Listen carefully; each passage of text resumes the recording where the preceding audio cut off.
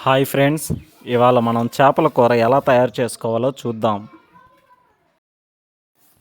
ముందుగా 1.5 కేజీ చేపలు, 6 వంకాయలు, 2 మామిడికాయలు, 4 టమోటాలు, 2 ఎర్రగడ్డలు, కరివేపాకు 6 రెమ్మలు, కొత్తిమీర కొంచెం.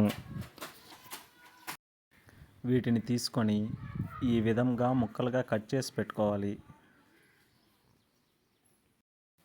వీటితో పాటు ఉప్పు తగినంత, కారం తగినంత, పసుపు 2 స్పూన్స్ను తీసి పెట్టుకోవాలి.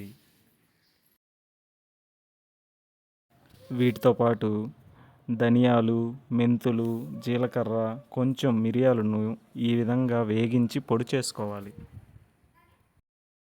వీటితో పాటు 2 నిమ్మకాయల సైజు అంత చింతపండుని కలిపి పెట్టుకోవాలి. తరువాత స్టవ్ ఆన్ చేసుకొని పాత్ర పెట్టుకొని 7 స్పూన్లు ఆయిల్ వేసుకోవాలి. ఆయిల్ బాగా వేడెక్కాక దాంట్లో ఆవాలు, మెంతులు, జీలకర్ర వేసుకోవాలి.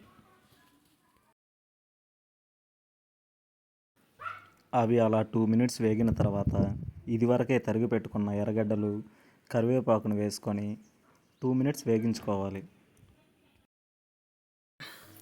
తరువాత ఇదివరకే తరిగి పెట్టుకున్న టమోటాలు వేసుకొని 2 మినిట్స్ కొంచెం వేగించుకోవాలి. తరువాత పసుపు 2 స్పూన్స్ వేసి బాగా కలుపుకోవాలి. తరువాత తగినంత ఉప్పు వేసుకొని 2 మినిట్స్ కలుపుకోవాలి. తరువాత ఇదివరకే కట్ చేసుకున్న కొత్తిమీర, తగినంత కారం వేసుకొని 2 మినిట్స్ కలుపుకోవాలి.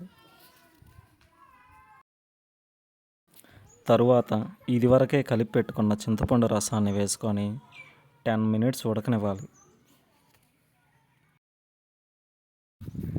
తరువాత ఇదివరకే మనం వేగించి పొడి చేసుకున్న ధనియాలు, మెంతులు, జీలకర్ర, మిరియాల పొడిని 2 స్పూన్స్ వేసుకొని 2 మినిట్స్ మూత పెట్టి మరగనివ్వాలి.